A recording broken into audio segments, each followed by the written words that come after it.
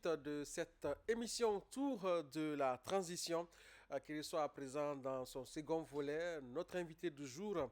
Il s'agit bien de l'honorable Boubacar Sidi Diallo, président de l'Union pour un mouvement populaire UMP, ancien député ici au Parlement de Guinée. Notre invité avec lui, nous parlerons bien sûr de l'évolution de la transition guinéenne, bien sûr, dans tous ses aspects, parce que si nous avons le temps matériel, on aura abordé plusieurs questions avec notre invité du jour. Honorable, bonjour et merci de répondre à l'invitation de la radio et de la télévision parlementaire. Bonjour à vous, bonjour à vos auditeurs et à vos téléspectateurs. Très bien. Alors, je vous le disais en off tout à l'heure, vous rentrez de Télémélé. Télémélé, vous avez pris part à une manifestation de soutien aux actions du CNRD. Alors, est-ce qu'on peut avoir les raisons de votre participation à cette Koila, si tu manifestation? permets, avant cette question, s'il te plaît, je rappelle que il a siégé ici au niveau de l'hémicycle en tant que député. Et aujourd'hui, quel est le regard que vous portez sur le Conseil national de la transition, le Parlement guinéen en termes d'innovation? Parce qu'aujourd'hui, il y a beaucoup de canaux de communication, par exemple, des rapprochements aux populations. Il y a la radio, il y a le Parlement TV également qui s'annonce. Et aujourd'hui, quel est votre regard sur le Parlement et qu'est-ce que ça vous fait d'être sur ce plateau du Parlement TV, une télé dédiée carrément à l'Assemblée nationale? Merci, merci encore une fois. C'est un sentiment de fierté. Vous savez que les œuvres ne tombent pas du ciel. Elles sont planifiées et elles sont exécutées. Ceux qui les planifient ont, auront, si vous voulez, la reconnaissance d'avoir initié, et ceux qui ont exécuté auront la gloire de la grande victoire.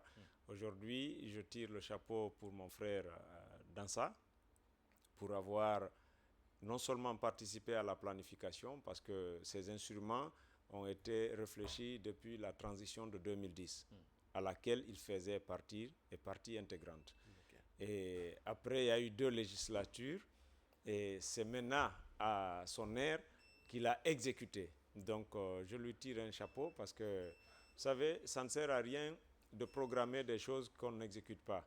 Ça ne sert à rien de dire de beaux discours sans les Oui. matérialiser. Donc, lorsqu'on joint l'acte à la parole ou la parole à l'acte, c'est quand même, ça mérite d'être dit et bien dit. Donc, félicitations à Monsieur le Président dans ça.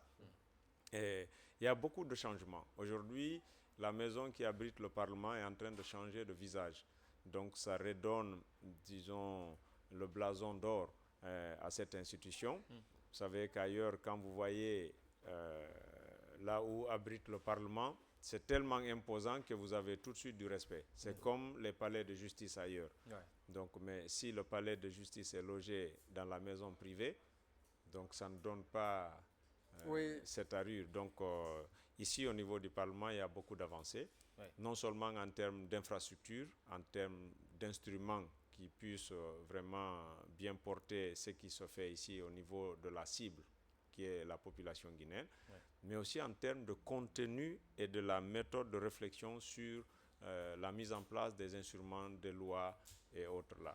Très bien. Donc ça c'est... Revenons à présent de la C'est visite le de... voyage Maintenant, de à présent, Télémélé. sur la visite de Télémilé. Alors, d'abord, je remercie toutes les populations de Télémilé qui ont bien voulu apporter leur soutien indéfectible à une personne qui est le président, le général Mamadi Doumbouya, mais à travers leur fils, qui est le ministre Djoueba, qui a initié la rencontre et qui a invité tous les fils et toutes les filles de Télémilé.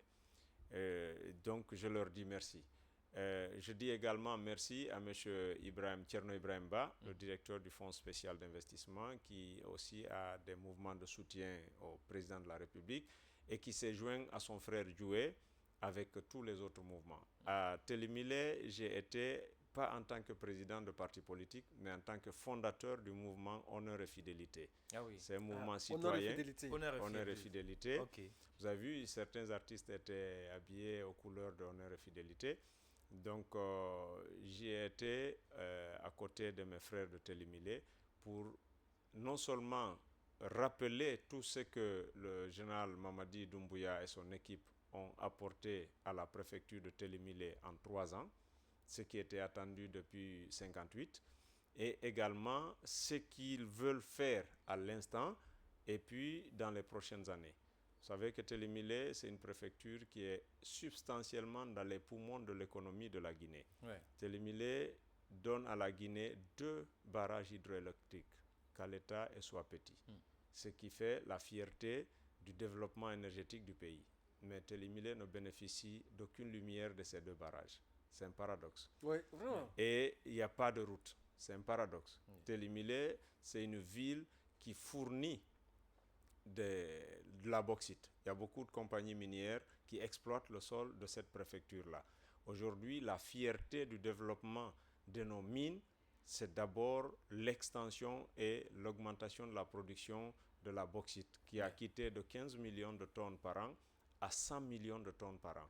Donc Télémilé, c'est une préfecture qui devait être récompensée à sa juste valeur. Tout à fait. Et le président s'y met à fond.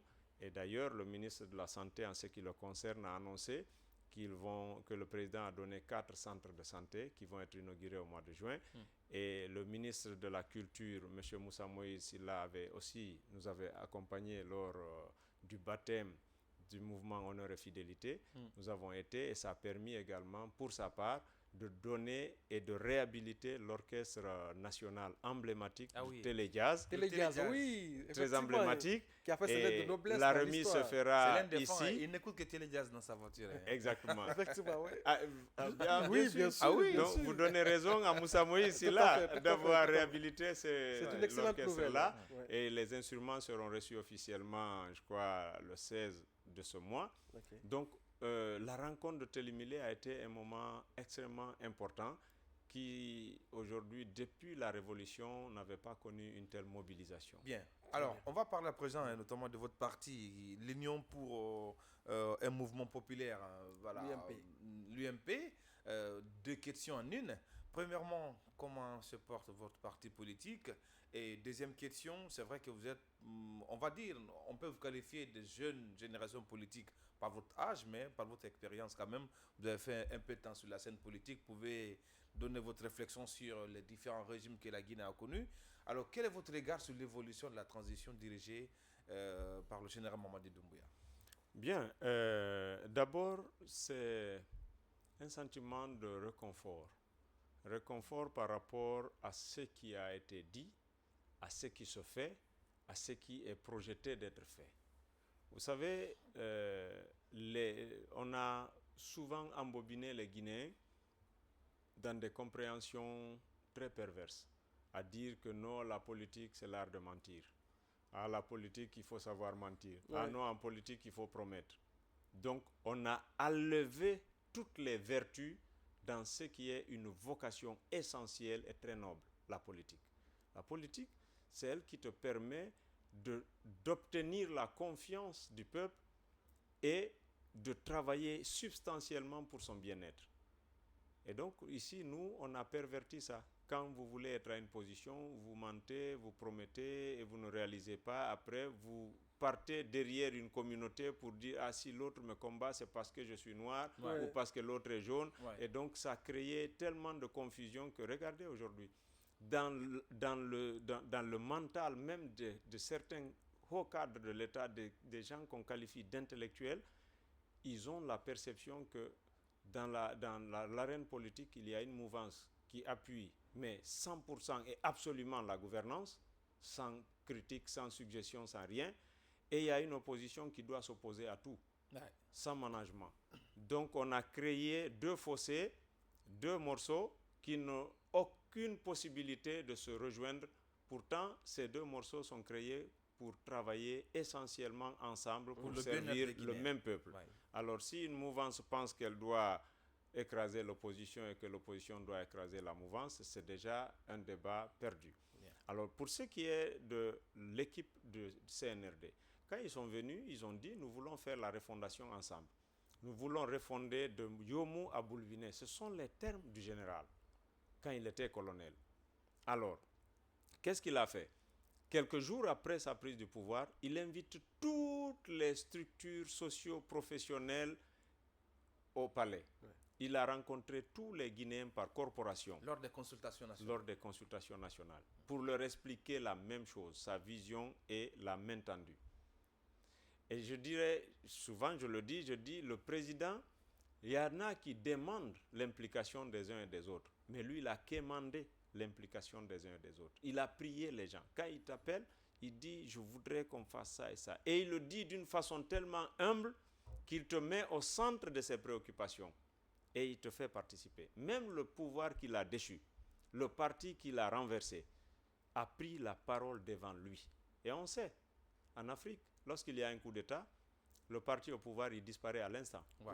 Il y en a qui sont exilés, d'autres sont tués, d'autres sont cachés. Donc, vous n'avez plus... En fait, c'est totalement écarté. Ouais. Mais ils sont venus dans la salle. Ils ont pris la parole. Ils ont exprimé leur volonté.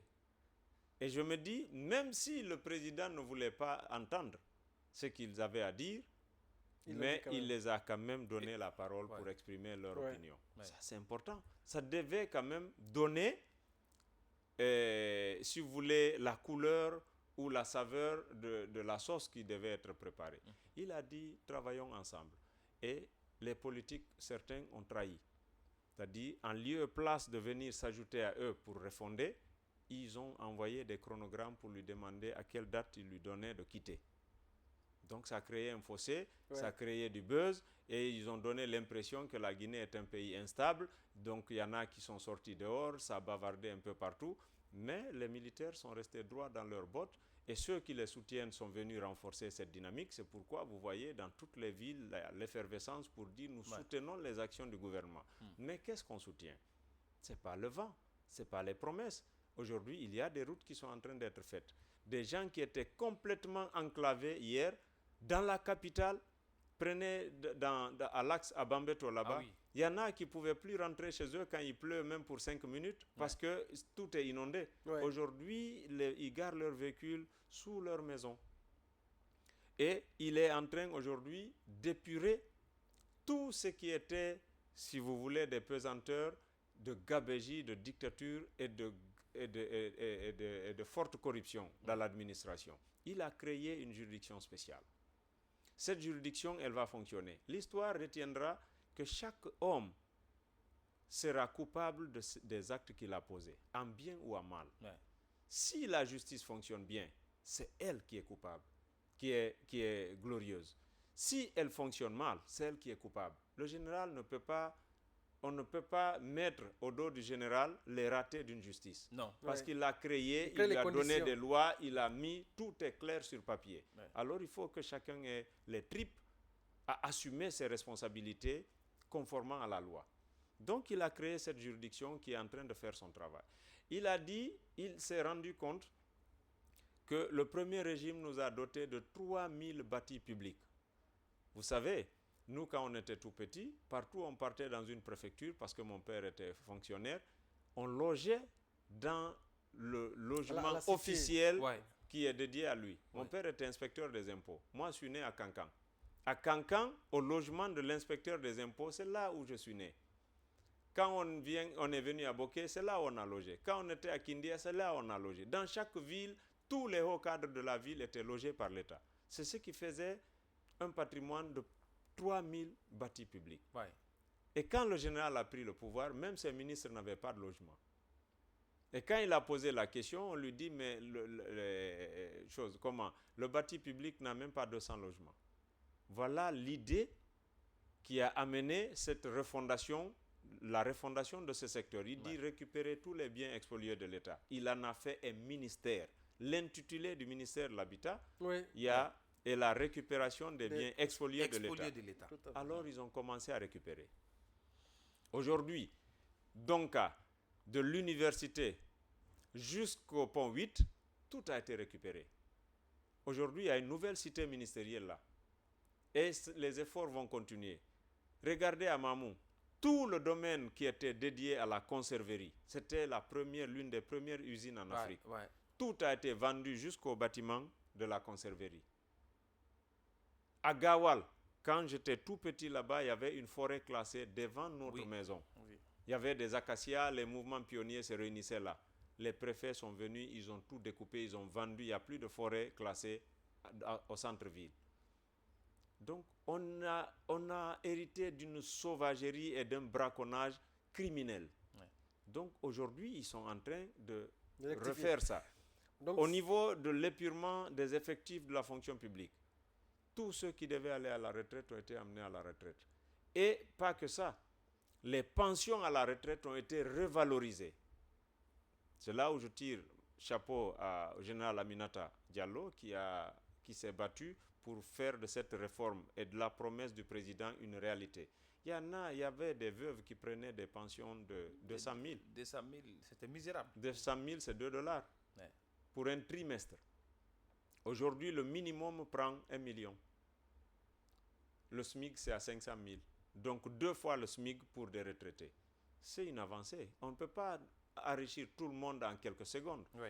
Donc, et au niveau des effectifs des forces de défense et de sécurité, ils ont regardé tout ce qui devait faire prévaloir leur droit à la retraite. Ils sont partis à la retraite.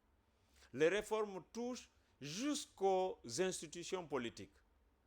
Un parti politique qui va aux élections sans agrément, c'était de la sauvagerie totale, l'anarchie complète. Ouais. Le ministère en charge de réguler ce secteur ne savait pas il y avait combien de partis politiques, où les partis étaient, qu'est-ce que ces partis faisaient, quel est le contenu des messages que ces partis véhiculaient. Comment les ressources sont générées.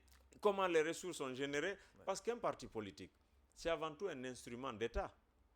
Les gens pensent qu'un parti, c'est un bien privé. Non, c'est un instrument d'État parce que son rôle, c'est de participer à la formation, à l'information, à la sensibilisation et à l'émancipation du peuple qu'il veut diriger demain lorsqu'il aura le pouvoir. tout à fait. Et ça, c'est un acte d'État. Ils ont tous les droits. Mais lorsque le contenu du discours est terroriste, comment vous pouvez laisser ces partis évoluer? Donc l'administration du territoire n'avait aucun contrôle. On ne sait pas combien de partis existaient. Et pire, le ministère en charge de ces partis politiques était dans la parfaite illégalité fonctionnelle. Comment? On a dans notre constitution la pluralité des opinions politiques. Ouais. Donc ça veut dire que on peut créer des partis politiques tant que c'est conforme à la loi, il n'y a pas une limitation. Et depuis un moment, le ministère a décidé de ne plus agréer les partis. C'est une violation du droit de la loi constitutionnelle. Et pire que ça, le ministère violait même les décisions de justice. Il y a eu des partis qui ont eu des agréments après des recours au niveau de la Cour suprême. La Cour ordonne au ministère de donner les agréments à ce parti. Et les ministères refusaient d'obtempérer aux injonctions d'une décision de justice. Alors que le président de la République, il jure de respecter et de faire respecter les décisions de justice, entre autres. Alors, donc, honorable, sous l'empire de toutes ces actions que vous énumérez, il y a des voix qui s'élèvent aujourd'hui de plus en plus pour demander à ce que le général Mamadi Doumbouya soit candidat pour la prochaine présidentielle en Guinée. Vous qui êtes acteur politique et qui êtes un de ses soutiens, quelle lecture vous en faites? Bon, écoutez, la candidature d'une personne est personnelle. Le général Mamadi Doumbouya est le président de la République de Guinée, chef de l'État, chef suprême des armées. Ok? Il appartient à tous les Guinéens de la même façon et de la même teneur. Maintenant, ceux qui décident de l'accompagner vont se déclarer ouvertement. Ceux qui décident de s'opposer à une éventuelle candidature peuvent le faire, mais à quoi on doit s'opposer? Si on est un homme d'État, on ne doit s'opposer qu'à ceux qui s'opposent à la loi. Oui. On ne doit s'opposer qu'à ceux qui violent une loi ou une norme morale ou éthique. Mais si vous vous opposez à ce qui ne vous plaît pas, ça, ce sont vos sentiments personnels, ce sont vos desiderata. Moi, le président, c'est non seulement mon président, mais aussi c'est mon ami. C'est mon ami et c'est mon frère. Tant qu'il suit quelque chose pour laquelle je sais qu'il est utile, et c'est utile aux autres, je le soutiendrai à 200%. S'il dit qu'il est candidat aujourd'hui, je le soutiendrai à 200%. Et je serai même son directeur de campagne s'il me désigne. Ah bon? Vous comprenez? Oui. Parce qu'à ce moment-là, la seule question que je me pose, est-ce que sa candidature viole une loi? C'est la seule question. Si elle viole une loi, je ne lui soutiendrai pas et je serai le premier à lui dire, Monsieur le Président, votre candidature viole une loi. Conformez-vous à la loi. Mais si elle est conforme à la loi, je le soutiendrai à 200%. Alors, il y a allez-y. aussi ces regards, hein, parce qu'aujourd'hui, on constate de plus en plus des acteurs politiques comme vous, hein, qui sont presque quasi présents dans toutes les manifestations de soutien au président de la République, général Mamadi Doumbouya. Alors, certains détracteurs diront que vous avez mis vos ambitions politiques dans un sac et l'enterré. Aujourd'hui, quel est votre regard sur ces discours qui pensent que ces politiques-là ne doivent pas soutenir ou être aux côtés de ces manifestations? Oui, vous savez, c'est parce que c'est des politiques alimentaires. Quand vous faites la politique, votre première mission, c'est de servir votre nation, de servir votre peuple. Mais lorsque vous mettez, vos intérêts dedans, vous avez raté votre mission. Si je dis, quand je serai président, je vais vous donner le courant, je vais vous donner l'eau, je vais construire, je vais consolider, je vais mettre des formations, je vais performer le système, je vais m'atteler à ce que la justice soit bien dite.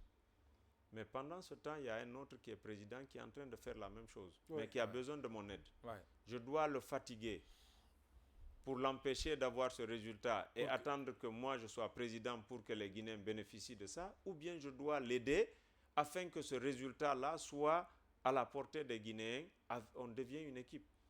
Mais si je veux être président à tout prix, alors je vais faire en sorte qu'aucun président ne donne un résultat pour que le peuple se retourne contre lui et que moi je vienne leur promettre, non, lui il n'a pas pu, mais moi je peux.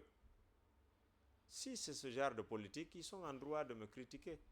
Mais si c'est ce qu'on dit, nous tous, aux Guinéens, alors celui qui ne ment pas au peuple doit être conforme à la position qui lui permet de faire ce qu'il a promis. On a dit aux Guinéens, on va se battre pour qu'il y ait la justice. Si Mamadi veut faire la justice, on doit l'aider. On ne doit pas le combattre. Sinon, on aura menti à notre peuple. Moi, j'ai des ambitions, je veux devenir président de la République. C'est clair, même le président Mamadi le sait.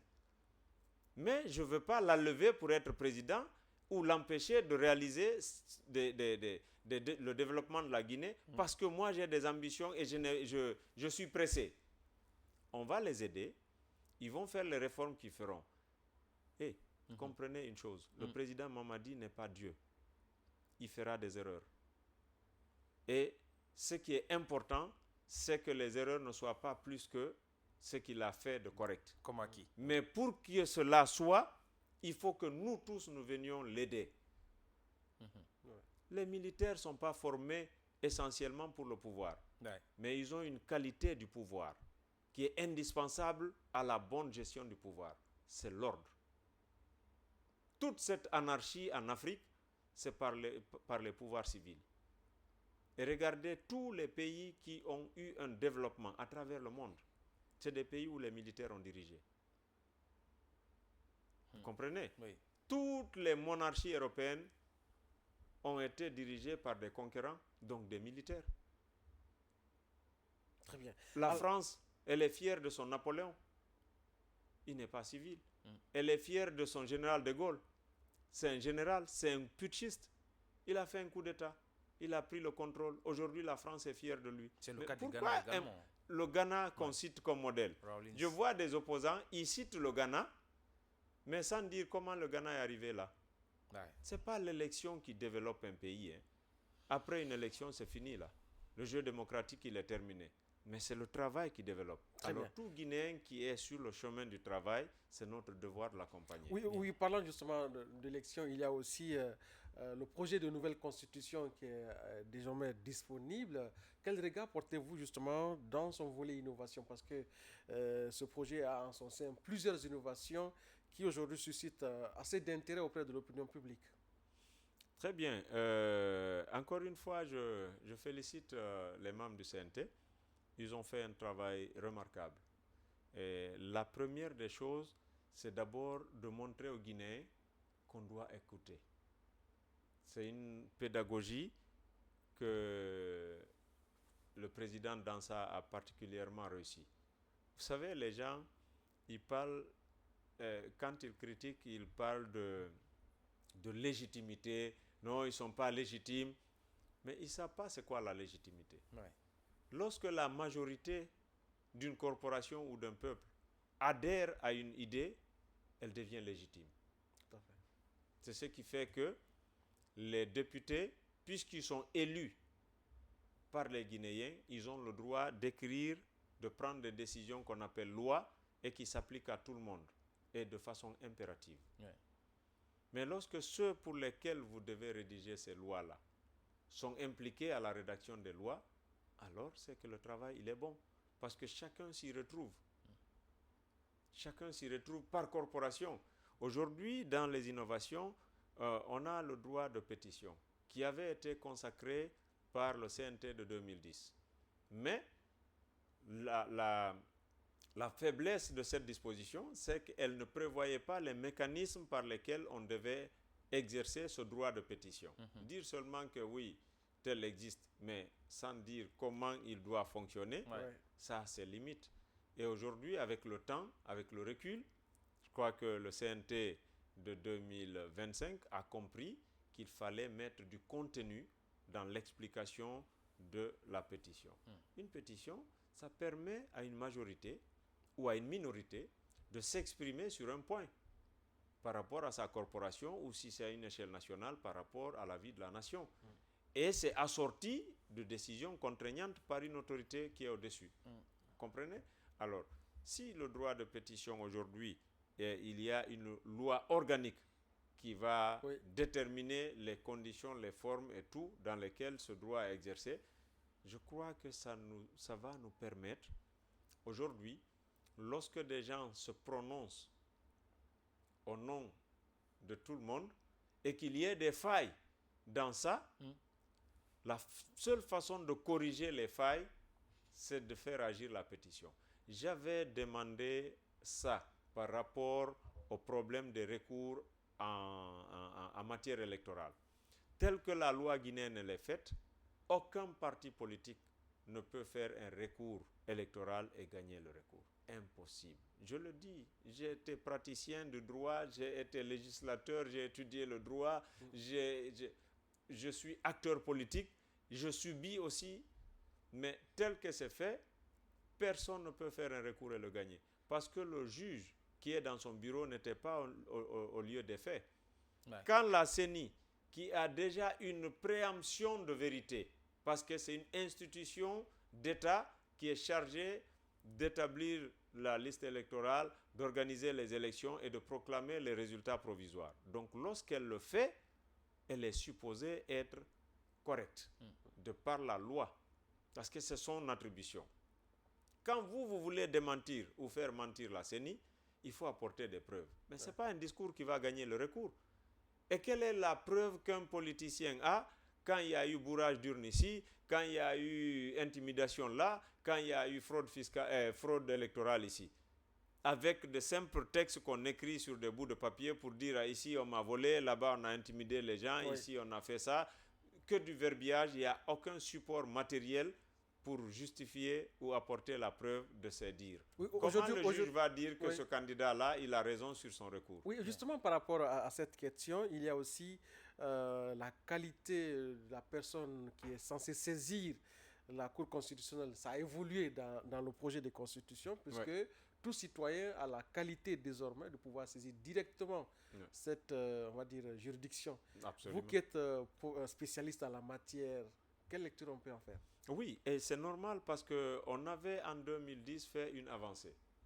Celle de donner la faculté à tout citoyen de déclarer l'inconstitutionnalité d'une disposition légale lorsqu'elle lui est appliquée ou elle est au point de lui être appliquée et qu'elle ne soit pas conforme à la Constitution. C'est ce qu'on appelle l'exception d'inconstitutionnalité.